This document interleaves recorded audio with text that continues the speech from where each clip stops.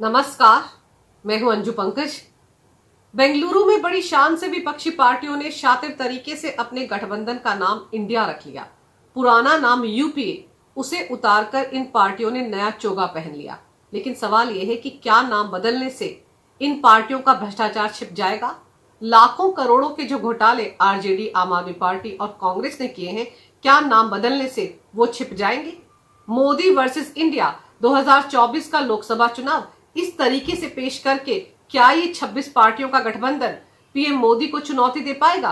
इन्हीं तमाम मुद्दों पर चर्चा करने के लिए इस वक्त मेरे साथ मौजूद है जाने माने वरिष्ठ पत्रकार ओमकार चौधरी जी। नमस्कार ओमकार जी, बहुत बहुत स्वागत है आपका।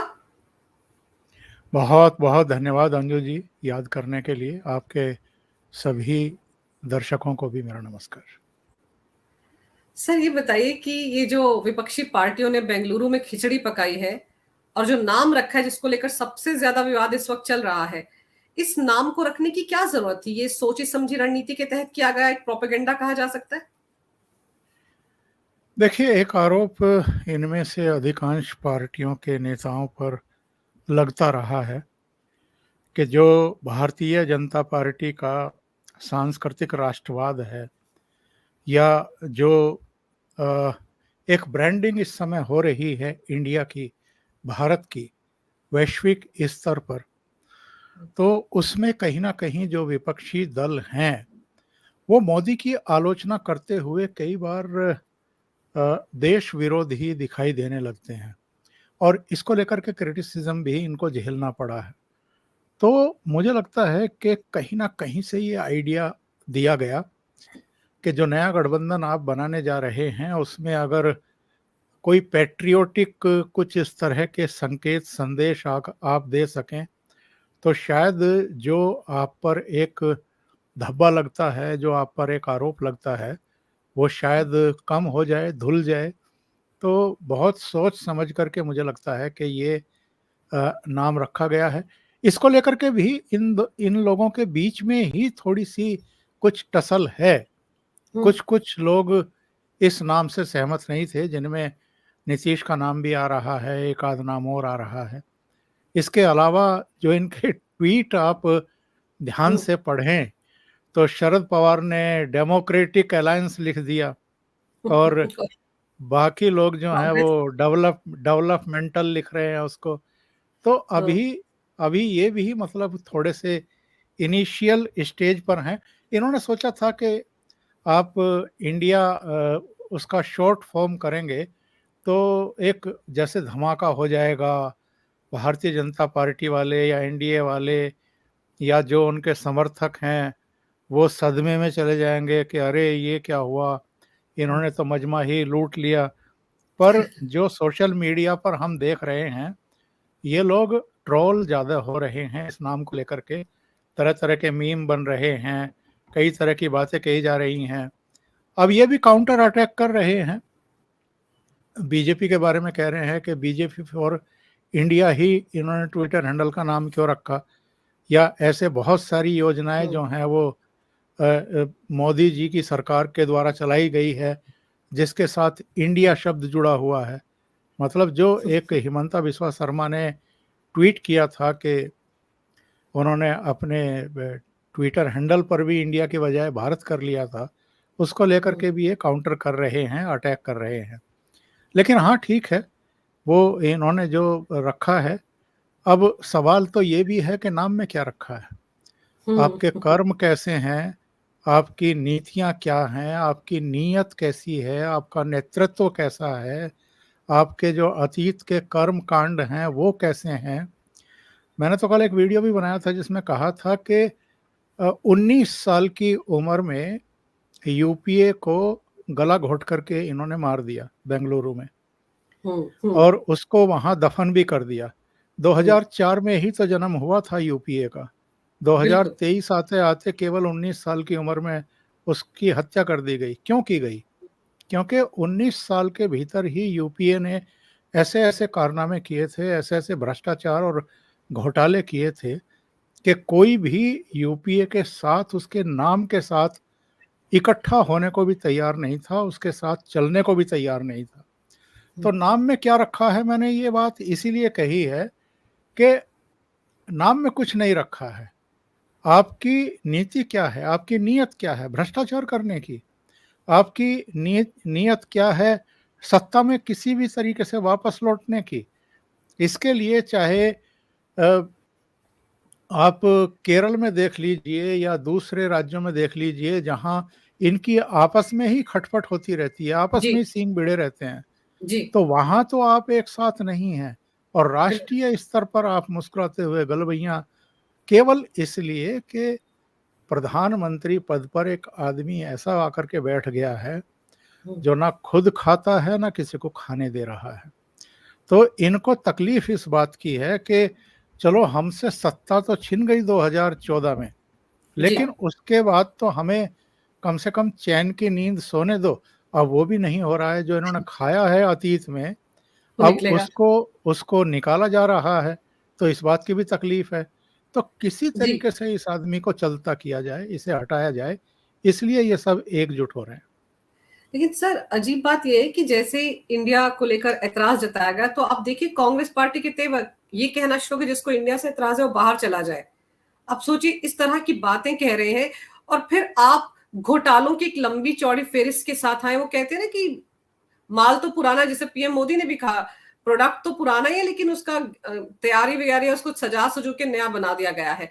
लेकिन इंडिया नाम इन्होंने रख लिया और अब ये इस तरह से कह रहे हैं मोदी वर्सेस इंडिया, और उनको लग रहा है कि इसी से वो जीत जाएंगे। तो ये कैसी स्ट्रेटेजी है? ये तो नेगेटिविटी नहीं है इस पूरे मामले में।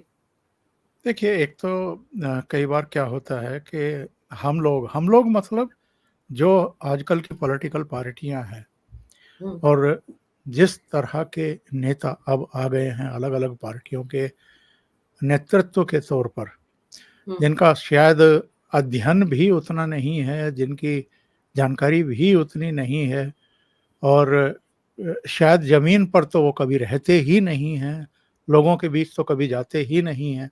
उनकी पल्स क्या है, वो सोचते क्या हैं, वो चाहते क्या हैं, इनको पता ही नहीं है। तो ऐसे लोग जब इस तरह के बयान देते हैं तो उनको बहुत संजीदगी के साथ, गंभीरता के साथ नहीं लिया जाना चाहिए।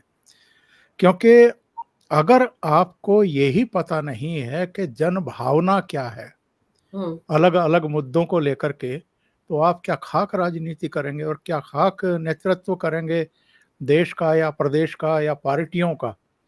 वही इनके साथ भी है। अब इंडिया बनाम मोदी हो जाएगा, ये कोई बचकानी सोच वाला आदमी ही कह सकता है।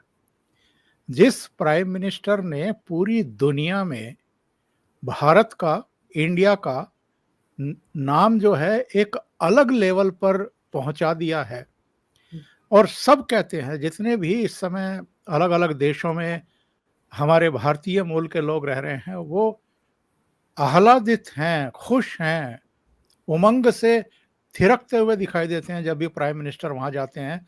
और वो कहते हैं कि ये एक मतलब कल्पनातीत परिवर्तन हम देख रहे हैं विदेशों में रहते हुए, कि हम्म 2014 के बाद उन देशों के शासकों का, वहाँ के नागरिकों का भारत के प्रति, भारतीयों के प्रति नजरिया ही बदल गया है।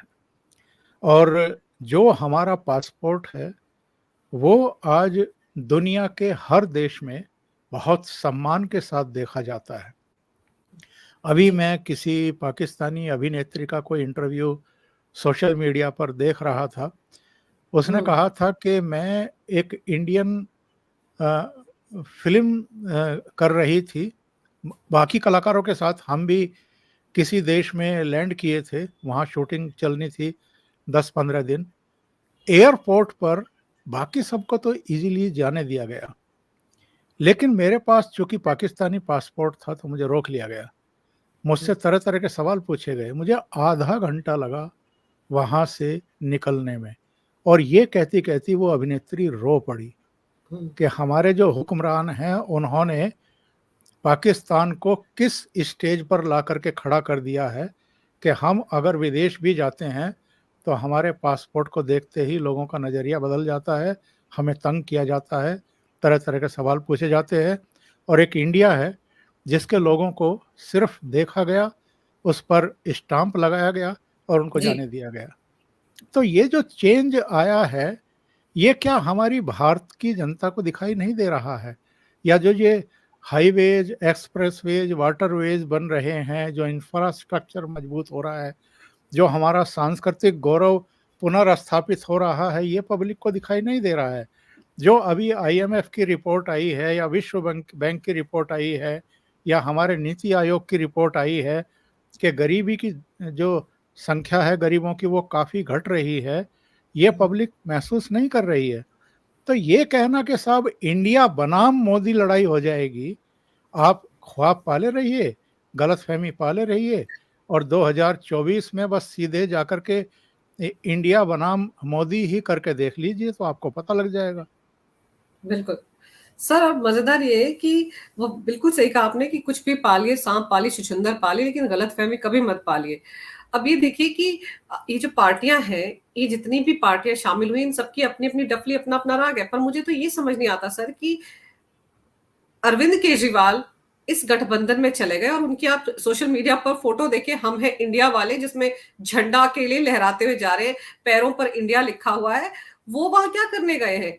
क्या सच में वो कांग्रेस के लिए आने वाले चुनाव में, ये छत्तीसगढ़ में होने, मध्य प्रदेश में होने हैं, राजस्थान में होने, इसमें ये छोड़ देंगे मैदान? इस देश में इस समय बौनों की कोई कमी नहीं है और ये बौने जो हैं जब इनको वो एक कहावत है ना अंजू जी के किसी चूहे को हल्दी की गांठ मिल गई कहीं से और वो हाँ। सड़क के किनारे पंसारी बन के बैठ गया। तो पता नहीं किसके भाग्य से या इनके कोई हाथ में रेखा होगी जिसकी वजह से ये दिल्ली के मुख्यमंत्री बन गए और अब इन किसी के नसीब से पंजाब भी इनकी पार्टी की झोली में आ गया तो इनको बहुत बड़ी वाली गलतफहमी हो गई। और जिस तरीके से इनके संगी साथी अब भ्रष्टाचार के आरोपों में लपेटे में आ रहे हैं, खुद इन पर भी शिकंजा कसा जा रहा है। बहुत होशियार बनते थे कि कहीं सिग्नेचर नहीं करेंगे किसी फाइल पर, कोई मंत्रालय नहीं लेंगे, कोई डिसीजन मेकिंग पावर में सीधे हिस्सेदार नहीं बनेंगे। लेकिन चीफ मिनिस्टर तो चीफ मिनिस्टर होता है और चीफ मिनिस्टर की बिना मर्जी के तो सरकार में पत्ता भी नहीं खड़कता है, तो इसलिए अपनी जिम्मेदारी और जवाबदेही से बच नहीं सकते हैं। तो अल्टीमेटली लपेटे में ये भी आएंगे। लेकिन सामान्य दिखने की कलाकारी अरविंद केजरीवाल में है और वो जो उनकी आईटी सेल है, जो इनके मीडिया का प्रबंधन देखते हैं, उसमें भी कुछ ऐसे लोग हैं जो तुरंत कोई भी ऐसी बात होती है, अगर मोदी पर अटैक करना है तो उस तरह के photograph, black and white photograph लगा करके, भद्दे से फोटोग्राफ ढूंढ करके लगाएंगे और उसके साथ कुछ गलत शब्दों का प्रयोग करेंगे। अगर इनको ग्लोरीफाई करना है तो इनके हाथ में तिरंगा फहरा दे देंगे, डिजाइन कर देंगे, पोर्ट्रे करेंगे ऐसा कि इनसे बड़ा देशभक्त ही कोई नहीं है।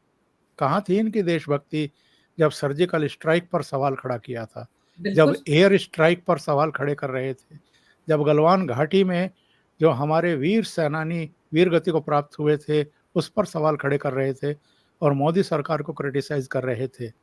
बहुत सारे ऐसे किस्से कहानियां हैं इनके, जब इन्होंने मोदी विरोध करते करते देश विरोध किया है।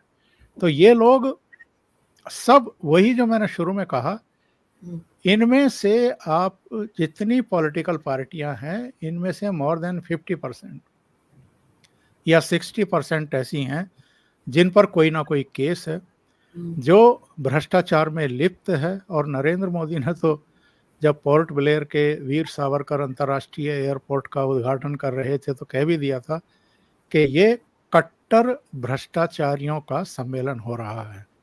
और कितने चेहरे हैं जो भ्रष्टाचार के आरोप में इस समय अलग अलग जांच का सामना कर रहे हैं। और उन्होंने तो ये भी कहा था कि जो ये वंशवादी चेहरे जो जमानत पर हैं उनका वहाँ बड़ा सम्मान हो रहा है और अगर पूरा ही परिवार जमानत पर है तो उसका डबल सम्मान हो रहा है। तो ये हालत इनकी है एक्चुअल में, सब अपनी अपनी गर्दन बचाने के लिए, और जो डर लग रहा है अकेले अकेले, तो उस डर को कम करने के लिए सब आओ हाथ एकजुट पकड़ हुए, ले। सब एकजुट हुए हैं, एक दूसरे का हाथ थामे हुए हैं कि वो डर कम हो जाए। पर एक बात बहुत तौर से कर कहते हैं कि जब किसी एक नेता के खिलाफ बहुत सारे नेता इकट्ठा हो रहे हों, समझ जाइए कि सब थर थर कांप रहे हैं कि ये बहुत शक्तिशाली आदमी है, इसका मुकाबला हम अलग अलग तो कर ही नहीं सकते। अब देखिए क्या होता है। बिल्कुल सही सर, क्योंकि कहते हैं ना कि शेर तो अकेला ही शिकार करता है, झुंड में कौन आते हैं मैं नहीं बोलना चाहती, सबको पता है कि झुंड में कौन आता है और ये झुंड बना हुआ है। लेकिन हमने ये भी देखा कि जब ये इनका जो सम्मेलन था, एक दिन का बैठक थी, वो खत्म हुई, उसके बैठक के बाद प्रेस कॉन्फ्रेंस में ना लालू थे ना नीतीश थे। नीतीश के साथ तो मुझे लगता है बड़ा धोखा हो गया सर। नीतीश को तो लग रहा था कि उन्होंने ये जमावड़ा जोड़ा, अलग अलग जगहों पर जाकर नेताओं को कन्विंस किया, फिर सब पटना में आए, तो उनको लग रहा था कि कम से कम बेंगलुरु में उनका नाम संयोजक के तौर पर तो सामने आ जाना चाहिए था, लेकिन हुआ कुछ नहीं, सिर्फ नाम ही तय हो पाया वहां पर, और शायद इसीलिए नाराज थे वो। अंजू जी, जो जिस लायक होता है उसके उसे वही मिलता है। अभी मैंने थोड़ी देर पहले एक वीडियो बनाया है, तो उसमें मैंने ये बताया है कि 2019 अक्टूबर नवंबर में हम्म, महाराष्ट्र में जो उद्धव ठाकरे ने बीजेपी के साथ किया था, उसका उसको नतीजा मिला। थोड़ा सा समय लगा, 2-2.5 साल के भीतर ही उनकी पार्टी टूट गई, उनकी कुर्सी चली गई, एमवीए अब टूट के कगार पर है, उनकी पार्टी छिन गई, सिंबल छिन गया, हम्म, मुख्यमंत्री पद तो गया ही। और थोड़ा सा समय लगा शरद पवार को भी, वो जो धोखेबाजी उन्होंने की थी मिलकर के कांग्रेस के साथ और शिवसेना के साथ, उसका नतीजा उनको भी भुगतना पड़ गया। उनकी अपनी पार्टी टूट गई, उनका भतीजा चला गया, उनके एमएलए चले गए। अब वो अपने जख्म सहला रहे हैं सिल्वर ओक में बैठ करके, जैसे मातोश्री में उद्धव ठाकरे सहला रहे हैं। अब तीसरा चेहरा नीतीश कुमार, जो पिछला विधानसभा चुनाव और लोकसभा चुनाव भारतीय जनता पार्टी के साथ लड़े थे। बिल्कुल। 2014 में जिन नीतीश कुमार को अकेले लड़ने पर केवल 2 सीटें मिली थी लोकसभा की, 2019 में जब वो भारतीय जनता पार्टी के साथ मिलकर के लड़े तो उनकी 16 सीटें आ गई, यानी 14 सीटें बढ़ गई नरेंद्र मोदी के नाम पर। और विधानसभा चुनाव के नतीजे अगर आप देखें तो भारतीय जनता पार्टी की जो सीटें थी वो 75 थी और इनकी केवल 43 सीटें थी। फिर भी इनको चीफ मिनिस्टर बनाया बीजेपी ने। बिल्कुल। उसका कोई एहसान मानने के बजाय जिस तरीके से बीजेपी को उन्होंने डिच किया और ये फिर से लालू यादव और कांग्रेस और वामपंथियों की गोद में जाकर के बैठ गए और मुख्यमंत्री पद की शपथ ले ली, तो ऐसे ऐसे नीतीश कुमार को जो मिलना चाहिए वही तो मिल रहा है। इनको गलतफहमी थी कि मैं विपक्षी दलों को एक करने की मुहिम का अगवा बन करके शायद चंद्रबाबू नायडू की तरह जो अपना खोया हुआ जनाधार है उसको तो वापस पा ही लूंगा, कि ये संदेश दे करके बिहार की जनता को कि भाई देखो, प्रधानमंत्री पद का दावेदार है ये आदमी, यानी बहुत बड़ा नेता है, तो इसको जो है संभाल करके रखो और इसको वोट दो ताकि इसको ताकत मिल सके। लेकिन हुआ क्या, पटना में हमने आपने सबने देखा कि एक एक नेता को जाकर के एयरपोर्ट पर ये फूल के गुलदस्ते। गुच्छे देकर के उनको रिसीव कर रहे थे। वहां का बिल्कुल। सारा इंतजाम जो है इन्होंने खुद किया था खड़े होकर के। हम्म, इनको ये गलतफहमी थी कि चूंकि मैंने इनिशिएट किया है, सब राजधानियों में मैं गया हूं, सबको मैंने आमंत्रित किया है, तो मुझे संयोजक बना दिया जाएगा। और फिर ये बहाना बनाया गया कि चूंकि अरविंद केजरीवाल और उनकी टीम गाल फुला करके चले गए थे, थोड़ा माहौल जरा कसैला हो गया था पटना में, इसलिए उनके नाम की घोषणा नहीं की गई, बेंगलुरु में हो जाएगा। क्या हुआ बेंगलुरु में? बेंगलुरु में जहां पर मीटिंग रखी गई थी, वहां जब इन नेताओं ने प्रवेश किया तो ये देख करके सारे दंग रह गए, कई का माथा ठनका कि भाई पटना में तो नीतीश कुमार ने अपना फोटो बड़ा नहीं लगाया था, सबके लगभग एक जैसे लगाए थे। लेकिन यहाँ क्या हो रहा है, वहाँ बैकग्राउंड में मल्लिकार्जुन खड़गे, सोनिया गांधी और राहुल गांधी के बड़े फोटो लगे हुए थे और बाकी सबके लिए एक चक्र जैसा बना दिया गया था और उसमें सबके फोटो छोटे छोटे लगा दिए गए थे। तो नीतीश कुमार की और लालू की समझ में आ गया कि ये पूरी मुहिम कांग्रेस हाईजैक कर चुकी है। बिल्कुल। और आप जरा कांग्रेस का ट्विटर हैंडल ध्यान से देखिए। उन्होंने उद्धव ठाकरे का बयान फोटो के साथ अपने ट्विटर हैंडल पर लगाया, ममता बिल्कुल। बनर्जी का लगाया, यहाँ तक कि केजरीवाल। केजरीवाल का भी लगाया। हम्म। नीतीश कुमार का नहीं है, शरद हम्म। पवार का भी नहीं है, लालू का भी नहीं है। और इसलिए ये प्रेस कॉन्फ्रेंस के समय वहाँ थे ही नहीं और ये वहाँ से चले गए। बेहद अपमानजनक बिहेव उनके साथ हुआ। राहुल गांधी के बड़े फोटो सड़कों पर लगे हुए थे, पोस्टर लगे हुए थे, उनके बराबर में एक और पोस्टर लगा हुआ था जिस पर लिखा हुआ था अविश्वसनीय नीतीश कुमार। हम्म। ये बेंगलुरु की सड़कों पर नीतीश कुमार के पोस्टर पर लिखा जाए अविश्वसनीय, और वो वहां की गवर्नमेंट हटाए नहीं, हम्म। लगे रहने दे, तो ये क्या संदेश नहीं है नीतीश कुमार के लिए? बिल्कुल। तो इसलिए ये लोग कान दबा के वहां से भागे हैं। इनका वहां जबरदस्त अपमान हुआ है और मुझे लगता है कि ये इसके हकदार थे। हम्म। इनका तो यही होना चाहिए। बिल्कुल। क्योंकि नीतीश कुमार का इतिहास आप देखिए ना सर, हर बार तो पलटी मार जाते हैं। अब बीजेपी में आएंगे, फिर वापस चले जाएंगे आरजेडी में, उनको सीएम बनने से मतलब है। और अभी उनकी पार्टी में खुद फूट होने वाले 30 के आसपास ऐसे विधायक हैं जो बीजेपी नेताओं के साथ संपर्क में है।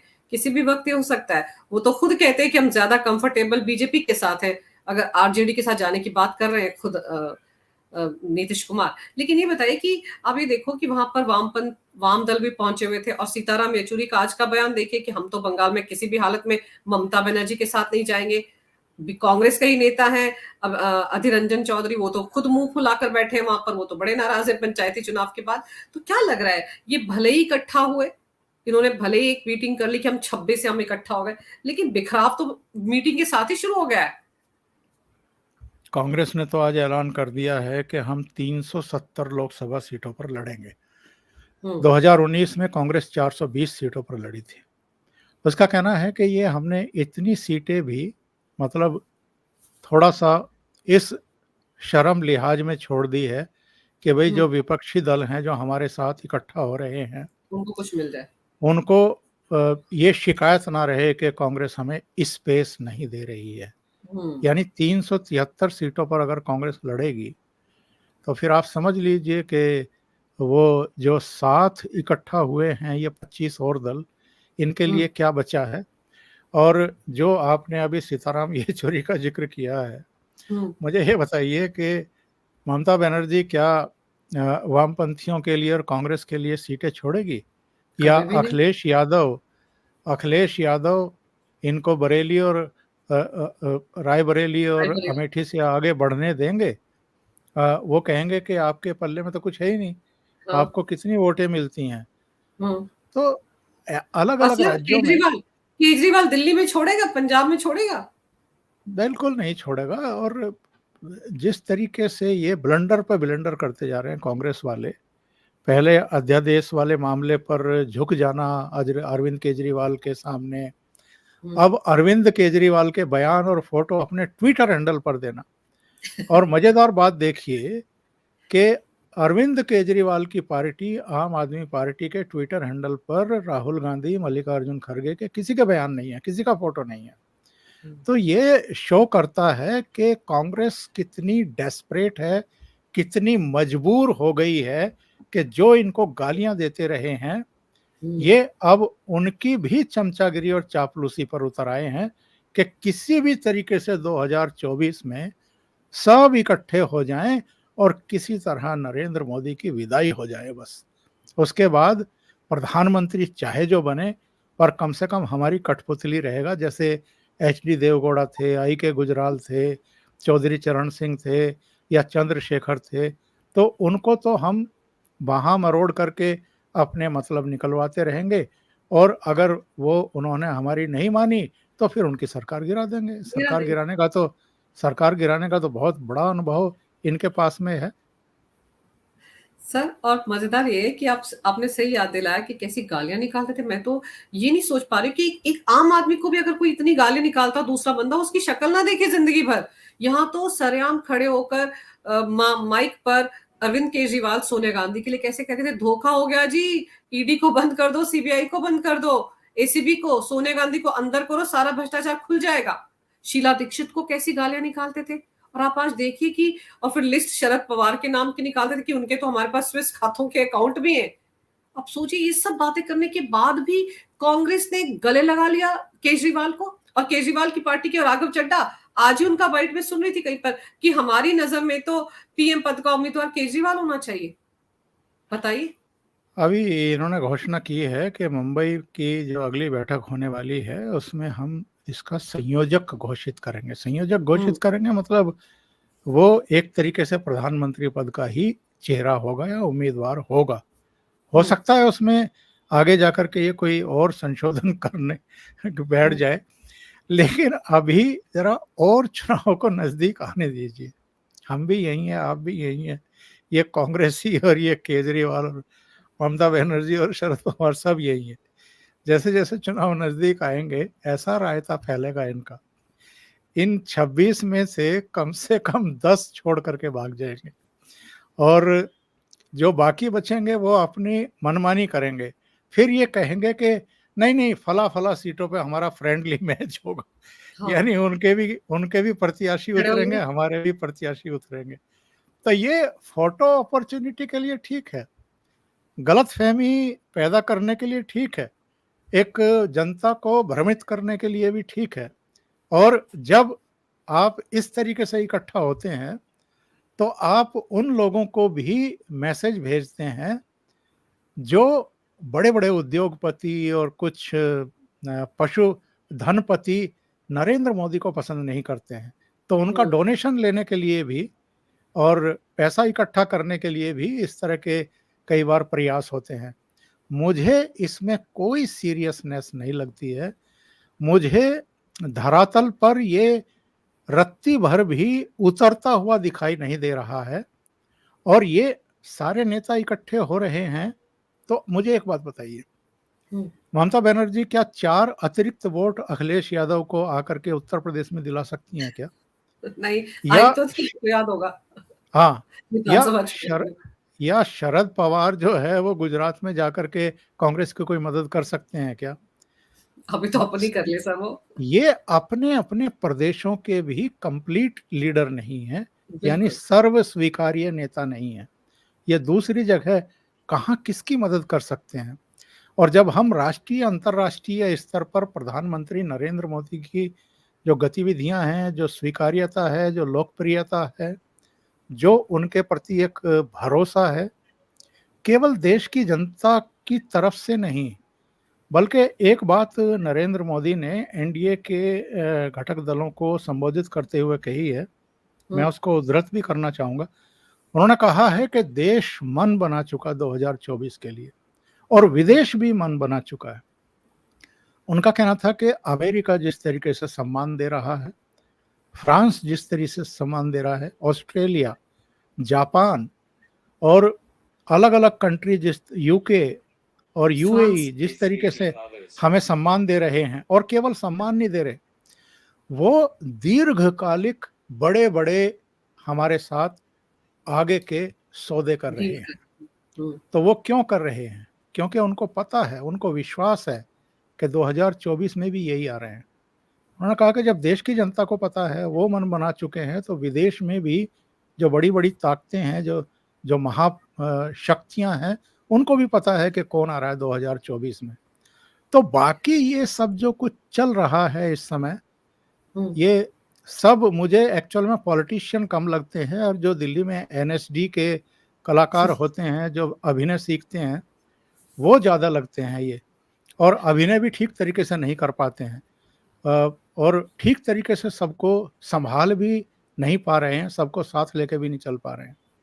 सर जो आपने एक कुछ बड़ी इम्पोर्टेंट सर आपने एक जी बड़ी इम्पोर्टेंट बात कही कि ये उन बिजनेसमैन को भी एक संदेश देने की कोशिश करें कि हम हैं, क्योंकि फंड का भी है। और आपको याद है कि जॉर्ज सोरोस ने कितना फंड रखा है, हमने राहुल गांधी के जो यूके का दौरा था, अमेरिका का दौरा था, उस दौरान कितना सुना कि वो कैसे उसकी टीम के साथ मिल रहा था, उन एनजीओ के साथ मिल रहे थे राहुल गांधी, जिन एनजीओ को फंडिंग करते हैं जॉर्ज सोरोस। फिर आप देखिए कि अमेरिका के बराक ओबामा, उन्होंने भी किस तरह की स्टेटमेंट दी थी, उनकी भी एनजीओ को फंड करता है जॉर्ज सोरोस। तो ये उधर भी एक संदेश देने की कोशिश हो रही है। वही मेरा इशारा था एक्चुअल में कि जो धनपति हैं वो देश के भीतर भी और देश के बाहर भी, ये उनको भी एक संदेश है कि देखो भाई हम इकट्ठा हो गए हैं, अब सब मिल करके नरेंद्र मोदी को तो हटा ही देंगे, हम में इतनी ताकत है, इसलिए आप बिना कहे जो है हमारी तरफ अपनी तिजोरी का मुंह खोल दीजिए और फिर निश्चिंत हो जाइए। मैं आपको बताता हूँ, जैसे ये जितने इकट्ठा हुए थे इनकी हैसियत क्या है और जमीन पर क्या है ये। चलिए, कांग्रेस 52 सीटें, डीएमके 24 सीटें, टीएमसी 22 सीटें, लेकिन जब चौथा सिंगल लार्जेस्ट दल आता है वो है नीतीश कुमार का जेडीयू, 16 सीटें। किसकी मदद से आई थी 16 सीटें? बीजेपी के नरेंद्र मोदी की वजह। इसके बाद आप देखिए जो वहां बेंगलुरु में नरेंद्र मोदी को हटाना चाहते थे, इनकी औकात और हैसियत क्या है। Samajwadi party 5 seat, national conference 3 seat, CPM 3 seat, IUML 3 seat, CPI 2 seat, JMM 1 seat, आम आदमी पार्टी 1 सीट, वीसी के 1 सीट, और उसके बाद MDMK, KDMK, RSP, Kerala Congress, CPIML, RJD, RLD, PDP 0। ये हटाएंगे नरेंद्र मोदी को। बिल्कुल सही कहा आपने सर कि ये गुब्बारा है जिसको फुलाकर बैठ गए हैं, लेकिन इस गुब्बारे में अभी से सुइयां चुभनी शुरू हो गई हैं।